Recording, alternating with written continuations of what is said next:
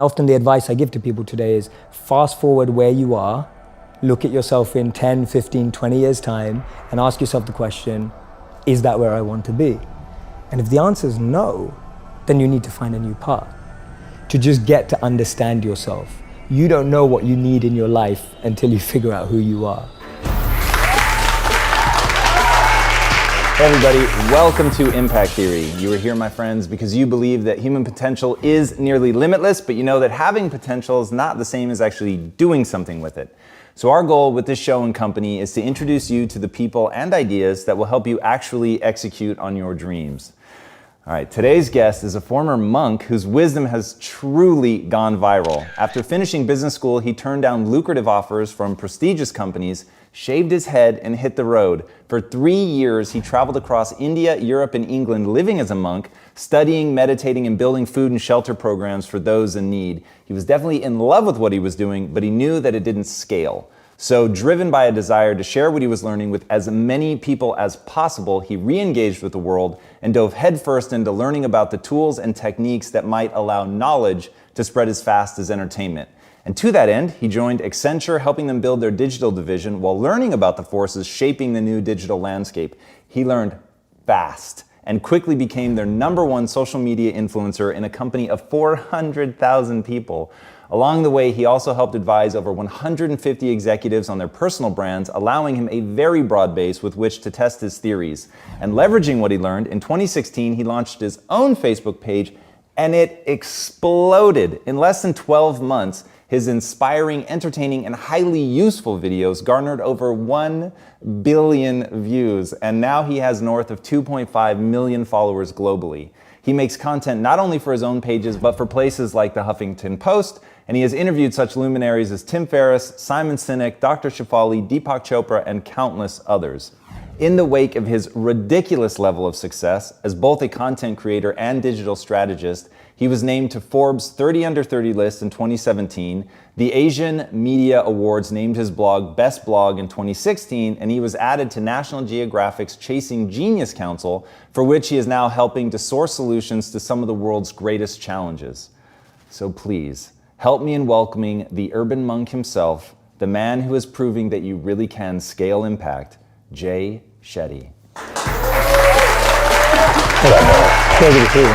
Thanks for being here, man. Thanks for having me. Dude, truly an honor. Oh man, thank you. It goes both ways. So as I was telling you before we started rolling, in my research, like I normally just go watch all the interviews that people have done, and I've come across you like a million times in researching other people. So I thought, oh, this will be the easiest thing ever. Like this guy will have been interviewed 100 times. And you haven't. Like, it's insane to me. Like, you're pumping out so much content, nobody's nabbed you up yet. So this is gonna be really fun to really go deep. Your ideas are clearly very well thought through, so this should be a lot of fun. Thank you, man. Yeah, I'm patient. Yes. Patient of having the right interviews, the right time, being with the right people, having it be framed correctly. So I'm very honored to be here. I'm a huge fan of the show. Good, thank you. So thank you so much for having me. Yeah, absolutely. Yeah. So one thing I want to talk about, obviously having lived in London, knowing a little bit about what it's like to grow up as an Indian kid in England, how on earth did you buck the trend of, you once said, growing up in an Indian household, you're either a doctor, a lawyer, or a failure? Yeah, that's right. Yeah, that's right. So how'd you not fall prey to that? Yeah, those were my 3 options, right? That was it. There was no 4th option. So according to my parents, family, or the community I grew up in, I'm a failure. That's crazy. And how did I buck the trend? I was really, really fortunate that very early on I started to experiment with what mattered to me. Sometimes that got me in a lot of trouble. What people don't know about me is that I was suspended from school 3 times for trying out all sorts of things, like things that people would never imagine of someone who goes on to be a monk. I was experimenting with all the drugs in the world. I had multiple relationships. I was really trying to search for some sort of meaning, fulfillment, and as long as I've known, I've been chasing thrill. I really value thrill. And feeling like I did not see that coming. Yeah, no, not many people do. It's very different. From 14 to 18, I was like this kid who just wanted to try new things out. And my parents' rhetoric would always be, well, make sure you get good grades. And I used to think, well, if I can be bad and get good grades, then it all works, right? Everyone's happy. So that's kind of what I did. And at 18, I was really fortunate when I met a monk. And this monk was invited to speak. And I kind of just went because one of my friends forced me to. At that time, I was listening to CEOs and entrepreneurs and business people and marketers who I thought that's what I was aspiring to be like. And then I hear this monk. And he captivated me like no one had ever captivated me before. It was like staring at the most beautiful woman on the planet. You know, I was completely fixated on him and his message. And that is the beginning, without me going into too much detail before we probe, that was the beginning of what changed me. Because I went from being someone who did only want all those things to become successful and trying to, but I started hearing my own inner voice much more in all that noise that I had around me. I remember one of my parents had a maths tutor for me because they wanted me amazing at maths. And I was pretty good at numbers, and I'd have this tutor and he'd tell me that, he goes, the reason that you're struggling with the next question is because you're always worried about what your parents think. And that really stayed in my head. I was just like, wow, so as long as I'm trapped by what my parents think, I can actually never find the answers to the real questions of life. And there are all these little things happening. I lost 2 great friends when I was 16. One girl died in a car accident. One guy died because he was involved in drugs and violence. That made me rethink everything. I just thought to myself, wait a minute, these were beautiful people, people that I loved, people that, in my opinion, were good people. And I just lost them in a moment. And it was kind of like this collation of little things that just made me think, wait a minute, having money, having fame, that just doesn't seem to add up. And then meeting the monk kind of made that shift possible. And as I said, he was completely captivating. And then I found out that he'd given up jobs in Google and Microsoft to be a monk. And I thought to myself, who does that? You know, he's given up everything that I'm chasing and that all my friends are chasing, but he seems happier than anyone I've ever met before. And he spoke about this incredible principle where he said that we should plant trees under whose shade we do not plan to sit. And he was speaking about this principle of selfless sacrifice. And that kind of just penetrated me right there. When he said the words selfless sacrifice, for the first time in my life, I felt a thrill about something that I'd never felt before. I thought, wow, giving up everything you have for the service of others sounds like the best thing you could possibly do. And I don't know why I had that thought, because I wasn't a spiritual kid growing up. I wasn't a religious kid growing up. I wasn't even a good kid growing up. I was just a rebel, a misfit, trying things out, an experimenter, which I still consider myself. And so what I started to do is I was interning at companies and firms and corporates, thinking I was getting a grad job afterwards. And then I'd spend the rest of my summer holidays interning in India, living with him as a monk. So I'd use all my summer and Christmas holidays to just be out there with the monks. And he introduced me to another 200 to 500 monks that were just like him, just as smart, just as bright, giving up everything they had and using all their skills to make the world a better place. So I want to go back to why that resonated with you, which is really surprising. So, and maybe you're just, so far ahead of where I was at the time, but that would have sounded absurd to me at that time. Yeah.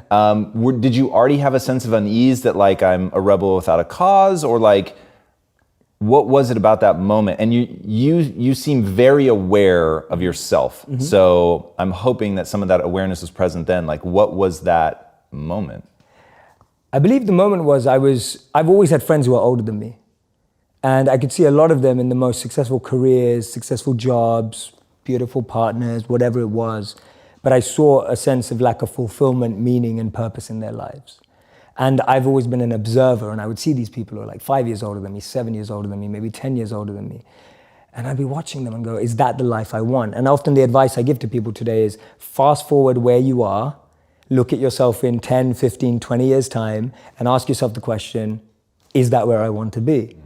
If you're in a company, look at the person who's 20 years ahead of you and ask yourself, is that where I want to be? If you're in a startup, look at where other startups have got to in similar roles and go, is that where I want to be? And if the answer is no, then you need to find a new path. And for me, the answer at that time from observing was no.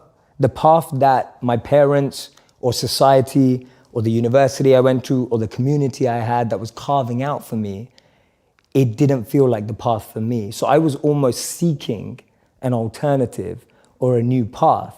I was just so fortunate that it happened to be an uplifting, powerful path as opposed to something that could have actually taken me down the wrong road, because that could have been possible too. So walk me through the first time you step off the plane in India. It's summer. And so I'm living there, I'm waking up. I'm almost doing all the practices, just as if you were shadowing a CEO. I'm just shadowing a monk. And so I'm just shadowing his lifestyle. So we wake up, he's like one of the most elite monks. So we're waking up at like 2 a.m. every day after sleeping at like 9 or 10 p.m.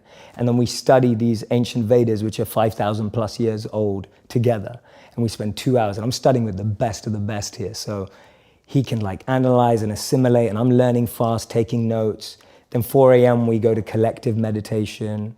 We do those practices with the other monks as well. 6 a.m. we have personal meditation. So I'm literally going through the life of a monk and falling in love with it step by step, going, wow, I've never had this experience before. I just threw myself in, and I was practicing it to the T, right? It wasn't like, oh no, my back hurts when I sit on the floor, I can't stay here for too long. Or, you know, today when people are like, oh, I can't meditate for longer than 2 minutes. I was like, no, I'm gonna do it for 2 hours. If that's what they're doing, I'm gonna give it a go. Because I can only test, the hypothesis will only be true if the experiment is carried out to the degree that they are. So if the hypothesis is, if you live like this, you'll be happy, more fulfilled, then I want to do that. All right, so let's explore this then through the lens of creating one's own perfect life. Yes. Which is pretty interesting, especially because I think this is so accurate to the way that most people are. It's not like, oh, there's some grand missing thing in my life, but you took that first action. So codify this for me, or for anybody that they don't know what their ideal life looks like, they just know that they're not living it yet. So step number one is take it seriously. To find out if the hypothesis is true or not, you have to take the experiment, you have to do it sincerely. What comes after that? I think even one step before that is opening yourself up to new role models and new experiences. See, we live in echo chambers. We're just surrounded by the same thinking. How often do you bump into a monk? You know, it just doesn't happen. No one has a dinner party and goes, oh yeah, we just invited the monk, you know, from town, like the local monk. Like no one ever does that. And so we meet people who are just like us most of the time. And we talk about this in business all the time. If you want to be a billionaire, spend time with billionaires. If you want to be a millionaire, spend time with millionaires. If you want to be a tech startup, spend time with, you know, that's the common rhetoric that we hear all the time. But what if you want to find purpose and master the mind? There's no one better than a monk who's mastered the mind. So for me, the first step is just opening yourself up to new experiences and new role models. Because most of us can't see ourselves in people, so then we try and fit ourselves into the boxes that we do see. And I mean, there's this beautiful quote that I've been saying it everywhere, and I wish I wrote it, but I didn't. So it's by a philosopher and writer named Cooley. And he said that today, I'm not what I think I am. I'm not what you think I am. I am what I think you think I am. Right? And just let that blow your mind for a moment. It's so powerful. I'm not what I think I am. I'm not what you think I am. I am what I think you think I am. So we live in this perception of a perception of ourselves. Hence, my identity is made by what my parents think I should be. My identity is made up by what my college or university thinks I should achieve. While you're living in that bubble and that echo chamber, getting to what you really want to do is impossible, because maybe that just doesn't fit. And I think so many people feel that way today, that they don't fit into the current education system. They don't fit with the 3 or 4 or 5 careers that you're taught exist. So that process of self-excavation and actualization first requires being exposed. You can't be what you can't see. If I never saw a monk, I would never have wanted to be a monk. If I never meet a billionaire, I wouldn't want to be one, because I wouldn't know what that feels like. I don't know what it looks like. I don't know what it takes. And I think that's the biggest challenge of our society, that we're not exposed. So that's the first step, being exposed to unique experiences and role models. Second step is finding that experience or role model that you're passionate about, and exactly like you said, taking it seriously. Shadow them, network with them, spend time with them, observe them, even from afar. It takes that observation, being addicted to observing that person's lifestyle. And then the third step is going yes or no. Does that work for me?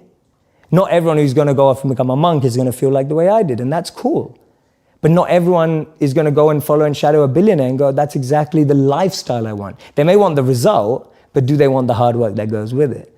And so for me, that's the third step. It's observing, focusing, shadowing, getting as close to the process of that individual, and then going yes or no. Do I want that process? Not do I want the result? Everyone wants to be that monk who's fully enlightened, can walk through, has an incredible aura that people just gravitate towards. But when you realize he has to wake up at 2 a.m. every day and sleeps about 4 to 6 hours, you're like, I don't want to do that. that doesn't sound like me. Yeah. All right, so a couple things. One, you said he's as powerful as he is. Yeah. Define power for me. Power being, so from a monk's perspective, the greatest power is to be self-controlled. To be able to train the mind and energy to focus it exactly where you want it and when you want it to be.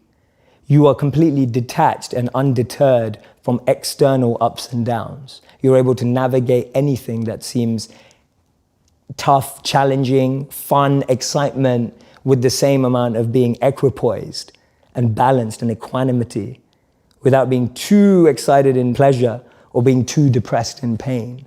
But knowing how to navigate every situation, to me, that's great strength and great power. I heard in one of your talks, you were saying that if you look at a literal lifeline, a heartbeat, for instance, it's up and it's down, and people have this sense that something like enlightenment would be that the equanimity forever and just an even keel. And you said, but what does that resemble? It resembles a flat line when you die. Correct. So what is it like? What I love about you is you sort of went into the wilderness of being a monk, but you've brought it back to the real world.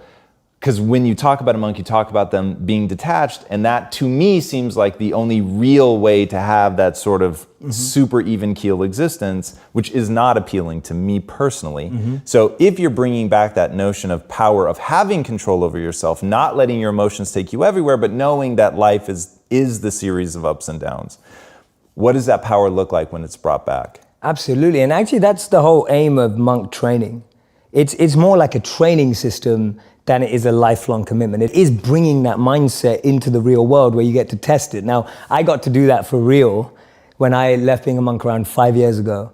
And when I left, it was like, oh my God, I'm in the real world now again. Real world. I have to think about how to apply all this. I'm gonna test for real all this stuff that I've learned. And I was scared. Like I was nervous, I was anxious, and all those things that I've been trained not to be rushed back. Because for the first time in my life, I had to really put it into practice. And I love that feeling. I'm so glad that I had to do that. So for me, actually, the mindset is completely trainable to bring into the real world. That's what I'm trying to do. And what it allows you to do is, it allows you to gain clarity and perspective when you need it. Because you know when you can just take a bird's eye view from something. You know when you need to get close into something. You know when you need to pull back from something. There's a beautiful verse in the Bhagavad Gita that says that detachment is not that you own nothing. Detachment is that nothing owns you. And I love it because to me that summarizes detachment in a way that it's not usually explained. Usually people see detachment as being away from everything. Actually, the greatest detachment is being close to everything and not letting it consume and own you.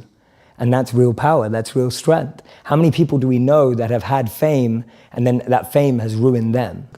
So for me, that definition of detachment is possible to practice even in the real world, rather than saying, oh, I'm just gonna have a really simple life, I'm just gonna have nothing in life. What was the best part about being a monk? The best part about being a monk is that your morning routine and practices are so powerful that you can actually aspire for more incredible values in life. Because your mind is clear. Because your mind is clear. And you have that ability to have more clarity so you can seek that which is higher. So I'll give an example of what I mean. Define, is that what you're about to define? What is higher? Yes, exactly. So for me,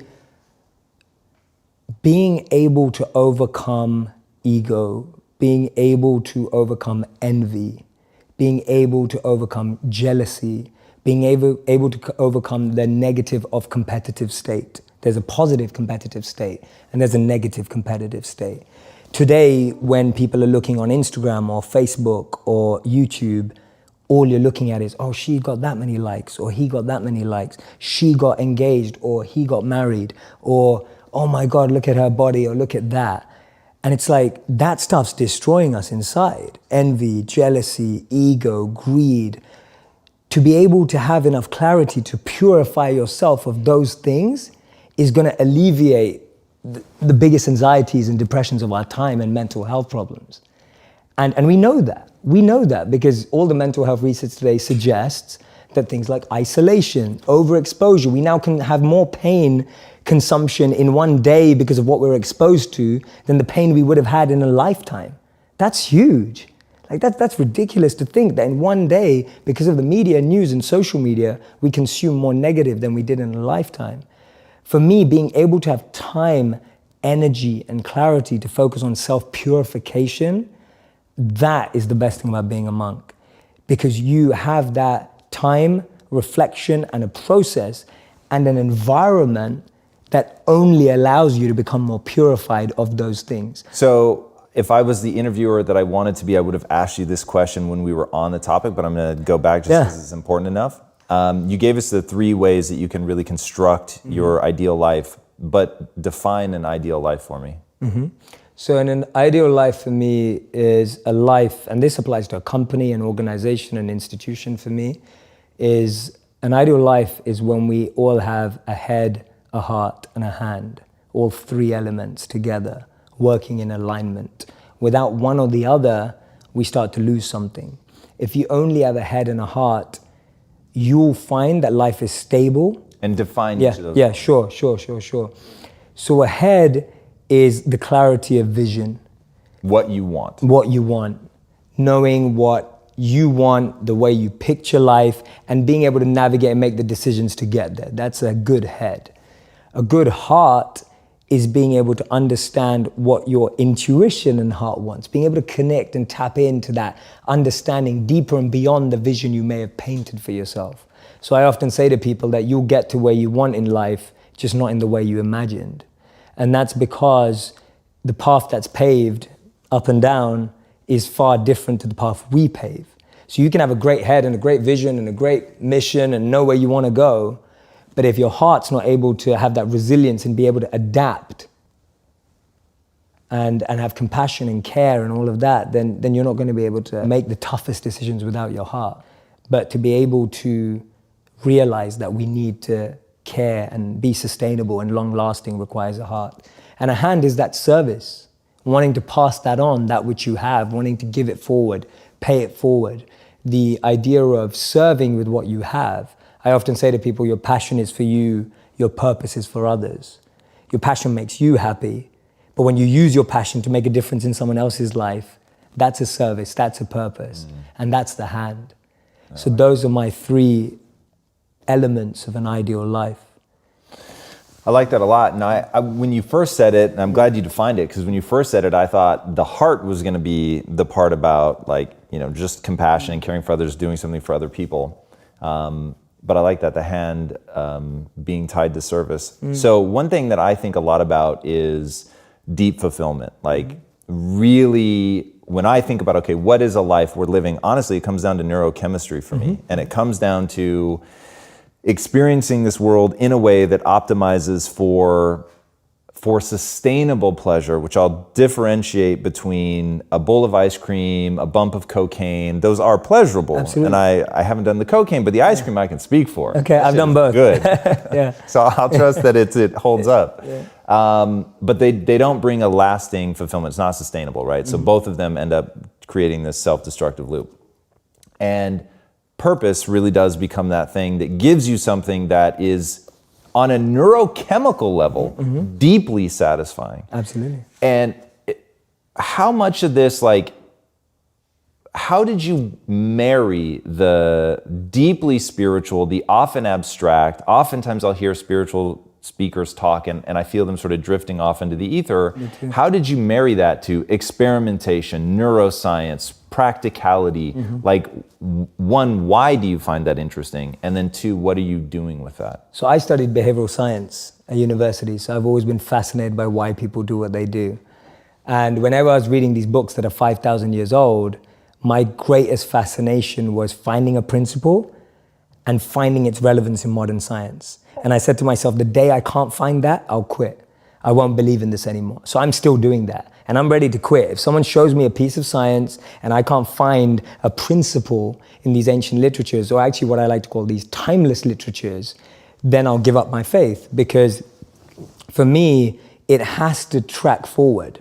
And I'll give you a really basic example. Today we're in the gratitude movement. There's like 1 million gratitude journals out there. There's 1 million scientific studies on gratitude. And gratitude has been linked to better mental health, self-awareness, better relationships. I mean, there's so many scientific studies on the neuro level that shows that gratitude is great for your mind, brain, and fulfillment. Now, I look back, like gratitude is all over the timeless wisdom. One of the first things we were trained to do when we were a monk was to pay our respects to the earth for what it gives us. And you do that first thing in the morning. What is that, if not gratitude?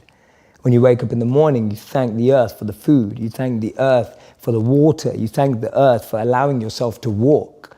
You start your day with gratitude. Today, the biggest tip on Forbes and Inc. and everything is start your day with gratitude. Like, where does it come from? It's right there. These things are old. So I get fascinated. I'm intrigued by the parallels and patterns because it saves you time. It's the same way as which if I say that this business person got invested by this company and that's why they're successful because they had the right investors, etc. That's a pattern. So I know if I'm building a business in that area, I'm going to look for investors like that. It's the same thing. That pattern saves you time. Rather than you trying to figure out, does gratitude work? How shall I be grateful? Creating your own process almost. It's really interesting. Life has taught me to stop believing everything I think. Yes. And the way that it's taught me that is by relentlessly punishing me every time I overinvest in being right. And I remember when my wife and I first got together, she used to get chest infections all the time. And she told me it's because of the AC. And I was like, that doesn't make sense. And she was like, no, my grandmother used to just swear up and down, if you're hot and you stand in front of a fan, that you're gonna get sick. And I was like, that is the biggest load of like crap I've ever heard in my life. That does not make sense. Like getting sick comes from either bacteria or virus. Like it's that simple. And she was like, I'm just saying this. My grandma always said, and it seems true to me. And I was just like, oh God, this is exhausting. And then one time, I went to a doctor and I was like, yeah, and my wife is crazy and thinks that when you're hot, if you stand in front of AC, it'll make you sick. And he goes, oh yeah, she's right. And I was like, hold on. And he was like, well, she's sort of right. He's like, this is what's happening. You have a mucus layer membrane in your throat it keeps it moist, keeps germs from being able to break through the barrier, and so they get trapped, they go to your stomach, they're killed by the acid or whatever. And he said, but if you get a crack in that, then the bacteria or virus can actually get into your bloodstream, and that's how you get sick. And it's just drying her throat out. And I was like, whoa. And it was one of those moments where I was like, how many wives' tales are true? Like directionally. Yes. They're not accurate, but they're true, if you see what I mean. Yes. And so that's how I think when you think of a book that's lasted as long as it has, and I know you and I, we've never talked about this, but we share a real fascination for storytelling. Yes. Because it's a way to convey an idea that resonates emotionally and allows people to carry it on and pass it on. And obviously this all starts long before we have science and can prove any of this, but we see the patterns. We need a way to encapsulate the pattern. We encapsulate it in a story. The story is in and of itself totally fake. But now in a modern context, we're getting lost in that the story is fake, even though the take-home message is incredibly powerful. Yes. And so I mean, it's the classic story, right? The more you learn, the less you realize you know. And just as I've gotten older and really started to understand this stuff and read as much as I do, and quite frankly, live and suffer and go through things, like my wife having microbiome issues, and at first thinking all of her descriptions make absolutely no sense, and then you stop passing a judgment on it and start saying, what if everything she's saying is actually true? Like how would we treat it then, right? Absolutely. And so there is something really fascinating there. Now I find myself, I'm way more emotionally drawn to the science, because when I can picture it, I have a much easier time doing something about it.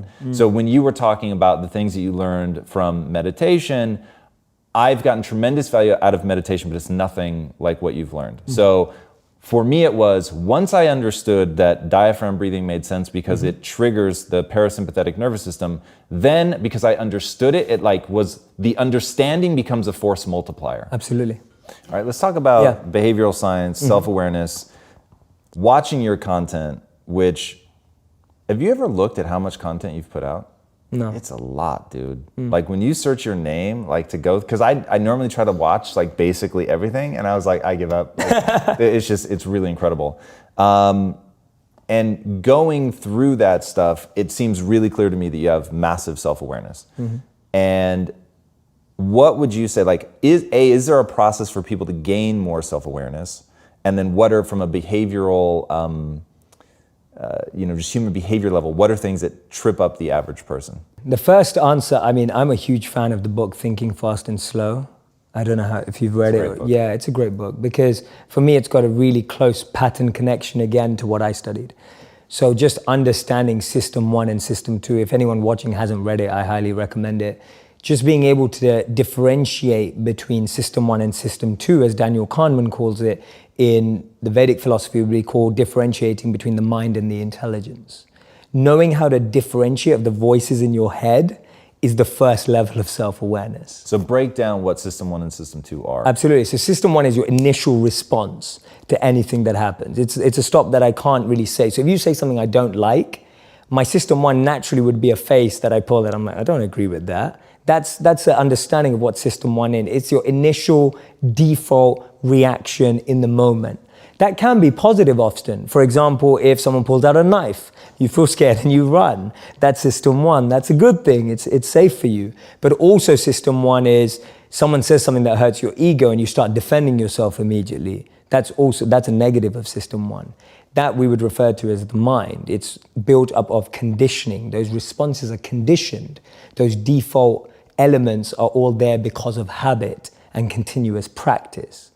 The System 2 is more like the intelligence. What I would say is more like the parent. If you can consider System 1 to be more like a child, System 2 is more like a parent. It looks more at the long term. It looks more at the bigger picture. It processes that default reaction through a set of checking and metrics to decide whether that's true. The child is the one that wants everything right away, impatient, quickly responding, straight away reacting when it doesn't get what it wants. The intelligent parent, a good one, knows what the child wants and needs and what's better for it in the long term. Just starting there and being able to reflect and observe the different voices inside of us is a great place to start your self-awareness. Because the biggest challenge is that most of us don't know what we're listening to. And most of us don't even know that there are more than one voice inside of us.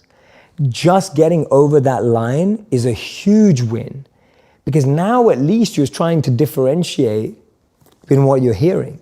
And that's going to help you make better decisions in the future. So that was answer 1. Does that answer your question? Oh, yes. And second one was? What, so that's awareness. Yeah. What are like typical things that trip people up so in your answer just now, it's like, okay, if you want to become more aware, just know that those two things are happening, right? You're going to have an initial response and then one that's more calculated. Now, be aware of these 2 or 3 things that are also coming for you.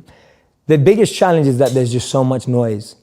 It's like, have you ever had someone in your home, maybe it's your wife or maybe it's a friend or whatever, just play a really bad song too often, right? Just playing a song that you really don't like. I actually heard my wife laugh because she knows how guilty she is. Right, okay, there you go, right? There you go. And you just play a song and you just think, oh, turn that off. And after a while, it's been on for so long that you become immune to it. Like it's just there and it's still on.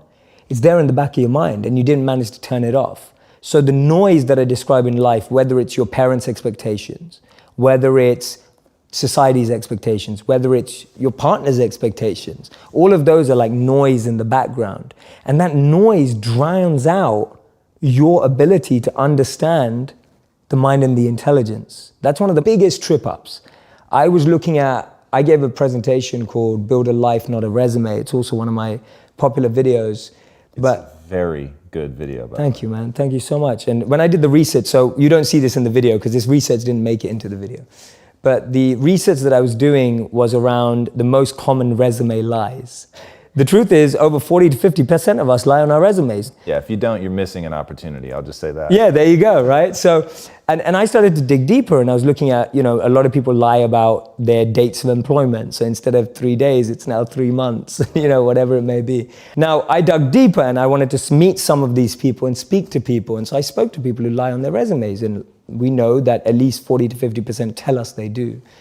You know, the thing is, no one was proud of that. No one was like, yeah, I know I'm going to get... Really what it came down to is we're really insecure about our own abilities. Really what it came down to is we're not confident about what we have to offer. What it came down to is a lack of self-awareness. What it came down to is a lack of understanding. What am I good at? What am I passionate about? What am I bringing to the table? That's what people were really worried about. They were worried about the job, but when you dug beneath the surface, the real behavioral trait that was coming out was insecurity and being unconfident about one's potential. That tells us a lot. That indicates a lot about human behavior and human nature. That the noise from outside makes us want to fit into a container. And that stops us from differentiating between what is my mind saying and what is my intelligence saying. And what happens is that noise becomes your voice. So that noise becomes what you think is what you're saying. And most people don't realize that until 10, 20, 30 years down the line. How the hell do you like figure out, so your analogy is great. So the song's on, you don't even realize it's there anymore, it becomes total white noise, you're oblivious to it. In fact, you'll only notice it if it gets turned off. Correct. So how do they identify that? Like, do you have a process for that? How do you hear the thing that you no longer hear so that you can shut it off? Yeah, absolutely. One of the biggest ones, and we say this all the time, but it applies mostly to this, is switching your association. Is switching association to what? The people that you hang out with, okay. right? It's like changing your circle. Because if you're only hearing the same thing from that circle, the only way to turn it off without you having to do mass amounts of reflection is changing your circle, where you start hearing. We all ultimately find the things we want to hear, right? We know that. All right, right now in real time, you and I are going to do some cool shit. You okay, ready? let's do it. All right, so I created like a little piece of content for Alexa where I was like, okay, what are the 4 questions that you can ask to get, because you and I use different words, but I think we're saying the same thing. Yeah. So I call them invisible beliefs. Beautiful. So everybody has invisible beliefs and they're totally fucking with you. Yeah, I call it noise. Yeah. So they're controlling your life. Mm-hmm. And the only way to get them to stop controlling your life is actually figure out what they are. And so I gave 4 questions that 2 of them I just straight stole from Albert Einstein. What are they? And it's the most important decision every person will make in their life is whether they live in a friendly or a hostile universe. Mm-hmm. So just make it a question, right? Do you live in a friendly or a hostile universe? Mm-hmm. And so the point, and I'll go through all 4, but the point was that if you ask these 4 questions, and they're just the tip of the iceberg, but if you ask these 4 questions, you're going to begin to identify your frame of reference. Basically just trying to get people to frame themselves as either optimistic or pessimistic, which I think is sort of the big ham-handed, like, first thing you need to become aware of. So first, do you live in a hostile or friendly universe? Another Einstein one. Is everything a miracle or is nothing a miracle, right? Because you get to choose. Absolutely. So neither one of those is objectively real, but you pick and it's really going to color how you see I love things. it. Yeah. And then number 3, can you do anything you set your mind to without limitation, or are there certain things you can't comprehend? And then number 4, I'm forgetting right now, so I won't waste time, because you get the... Yeah, I get it. I love them. They're brilliant. Brilliant questions. So what, like, they're woefully incomplete. So what could we add to that that would really bring this home for people? So if that gets them optimistic, pessimistic, what other, at a really high level, what are other things that people could immediately switch, or in fact would immediately switch if they change, the people that they're hanging around? But like, let's really get real about what some of those things are. So optimism, pessimism, what else? So for me, there was 2 questions that I had to ask myself that really changed what I do. One of my big questions is, what advice would I give to my younger self? It's huge, because I think that's the stuff that we regret. That's the stuff that we wish we were doing. That's the stuff that has been lost in the noise. When you ask someone, what advice would you give to your younger self? The number 1 answer is, I wish I studied this. I wish I tried this out. I wish I gave this a go. Those are the... All things that somebody didn't do? Yeah, it's all things people didn't do. It's always like something that either should have started or didn't continue. And that's really tapping into someone's voice, right? That's really tapping into what someone really wants to do. And you're going way beyond just like, oh, what do you like? What are you passionate about? So hard to answer that sometimes, especially if you're drowning. Does that add to your questions or not? No, it's really interesting, but now I need to know what your answer was. So I used to do a lot of spoken word when I grew up. I read the dictionary, I read the thesaurus, I loved language. That's what I was fascinated by. And for some reason I gave it up. Then I found out about monk life, became a monk. And then almost back 10 years on at 28, I asked myself that question, and my answer was, I miss words. I miss expressiveness. I miss sharing a message and stories through incredible language and ideas, potential rhymes, but flow and all of these things. So that was the answer to my question. One of the biggest answers was, I wish I never stopped writing. When did you ask that question? I was actually 28, so 2 years ago. 2 years ago? Yeah. Here's the thing, man. I will tell you right now that your content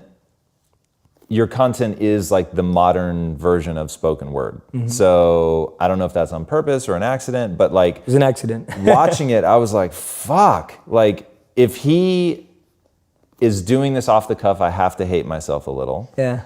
And if he's writing it down, he performs it so well that it feels off the cuff. But the answer's birth. Very impressive. Thank you, man. You're so kind. I'm genuinely touched coming from you. No, here's the thing. Like, look, and I love giving compliments when they're real, but more importantly, you compliment the thing that you want to reinforce in somebody. So you've got a mission, I find it very interesting, which is, can we make knowledge, my word, I don't remember what word you used. Wisdom. Wisdom, perfect. So can we make wisdom spread as far and as fast as entertainment, which is so similar to what I'm trying to change people's beliefs through entertainment.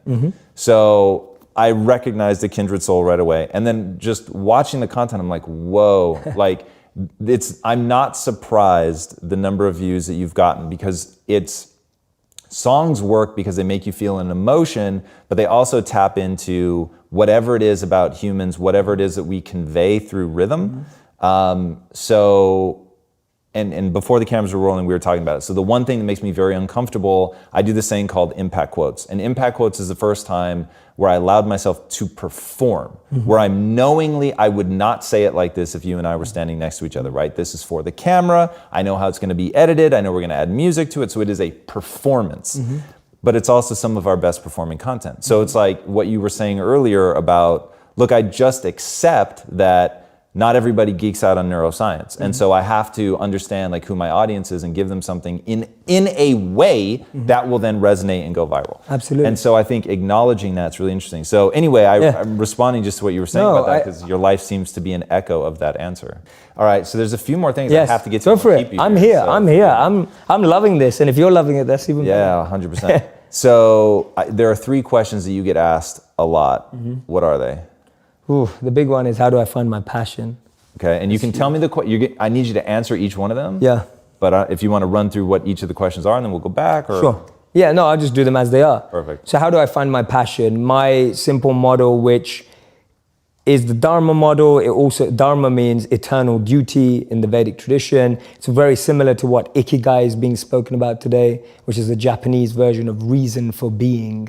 Why do we live? Where is meaning coming from? And it talks about an intersect of 4 areas. What am I good at? What do I love? What does the world need? And how do I get paid for it? To me, those 4 help you unlock your passion. When you find the intersect across all of those 4, you're making your passion your purpose. You'll unlock your passion, you'll find your purpose. This is path 1. There's 2 paths. Path 1, I find my skill set and I engage it to help other people and become better at it. So I'm becoming better at what I'm good at, and I'm using it to help other people because I'm aware of what I'm quite good at. And I know what knowledge I have, what skills I have. I have some self-awareness. The other path that people often miss is actually I just start serving people. I just start helping people, and I start to notice what I enjoy about that and what I'm good at helping people with. So that's Gandhi's part. Gandhi said that you find yourself when you lose yourself in the service of others. So for me, those are the 2 paths of how do I find my passion, and finding the intersect between those 4 areas. Love that. And the second one is, Jay, my relationship's falling apart. I get asked that all the time. So the answer to that is much harder. It's harder to summarize it, but I always start with self-actualization, that the problem is we have a list for the one that we want, and we don't have a list for what we need to become. And I don't mean become to attract, I mean become to just be. To just get to understand yourself. you don't know what you need in your life until you figure out who you are. And so I find too many people rush into relationships without really recognizing and being fully aware of what they need from a relationship. So it all comes back to how aware are you, how much understanding do you have of yourself and what you need and what you want. That's my best advice for a relationship in like a minute. And then the third question I mostly get asked is, Jay, what do you read? Like, what are your favorite books? Because it seems you read a lot. What are your top 3 books? They're not groundbreaking in the sense that people may not be like, oh my God, that's the best book I've ever read. For me, they changed my life. So that's where I'm coming at a point from. I love Start With Why by Simon Sinek. And not because I applied it to businesses, because I applied it to my life. And even today, I'm constantly refining my why. That's all I do every day. My deepest morning routine and practice is to refine why I do what I do. It's so easy for me to now do it for money. It's so easy for me to now do it for followers. It's so easy for me to now do it for fame.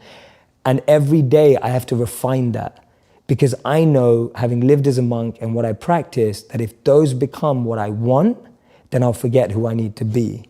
So my daily practice and my daily routine is refining my intention, which in modern language is why.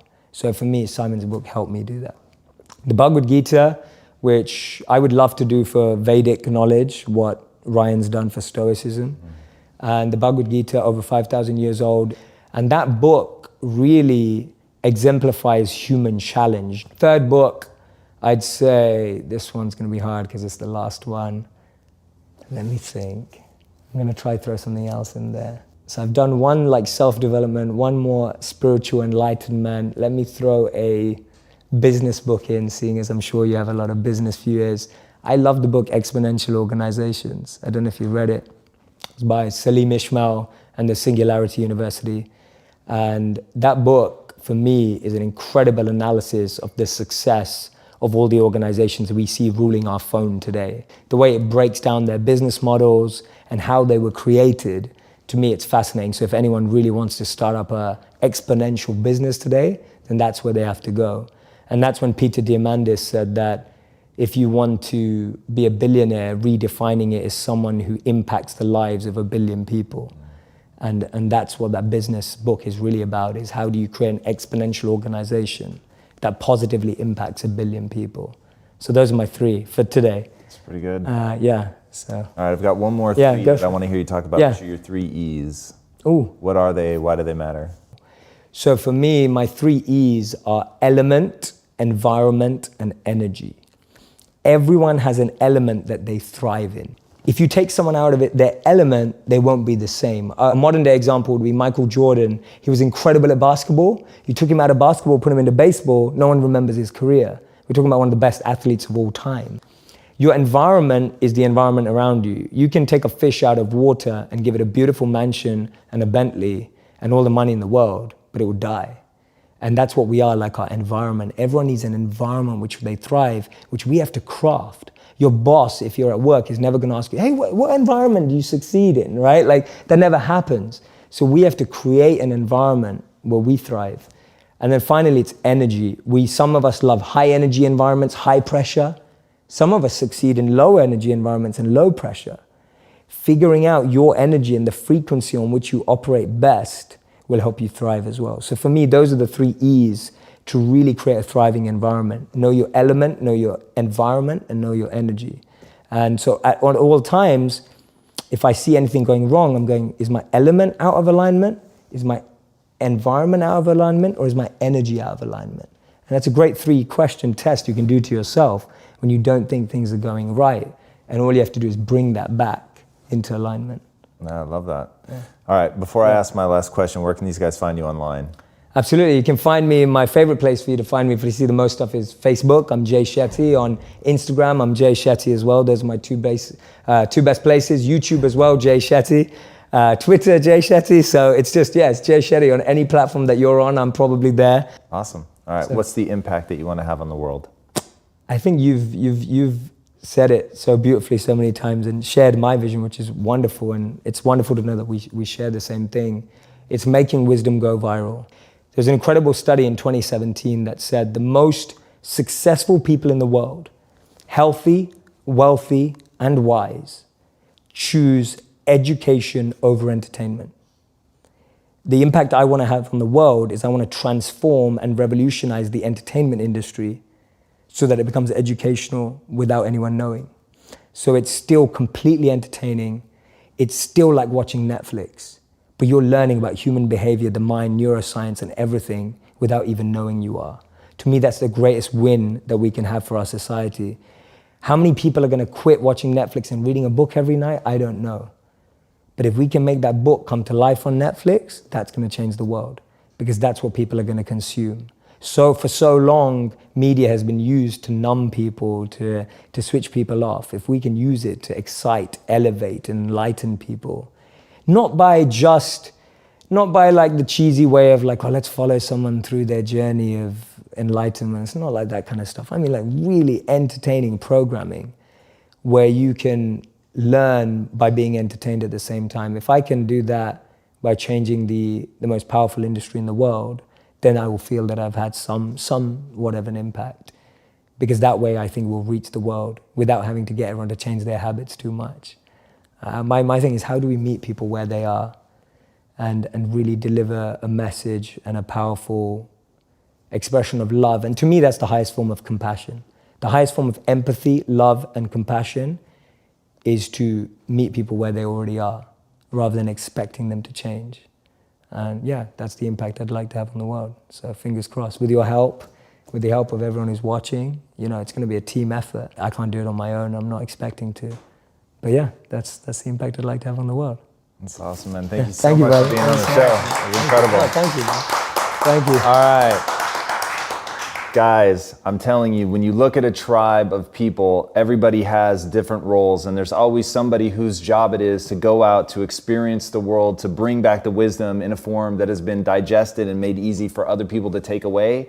Jay Shetty is that man. Go watch his content. It is somebody who has gone out into the world, who's been a monk, who's worked at Accenture and everywhere in between, and come back with a real ability to explain what is going on. And he does it from a position of not trying to seem smarter than you or better than you, but just that's his role. Some people are musicians, some people are the doctors, and some people break down the information. I really think he has unique access to the wisdom, as he calls it, to understand what people are trying to encapsulate in the books, modern or ancient, and his ability to articulate that in a way that feels like modern rap, spoken word, whatever you want to think of it as. It is in and of itself an artistic creation. So you cannot go wrong diving into it. It is not a mistake that he's had over 1 billion views in less than 12 months, which is insanity.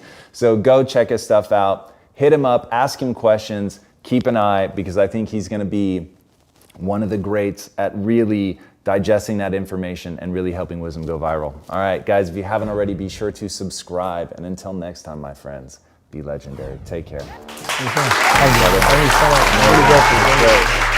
Hey everybody, thank you so much for watching and being a part of this community. If you haven't already, be sure to subscribe. You're going to get weekly videos on building a growth mindset, cultivating grit, and unlocking your full potential.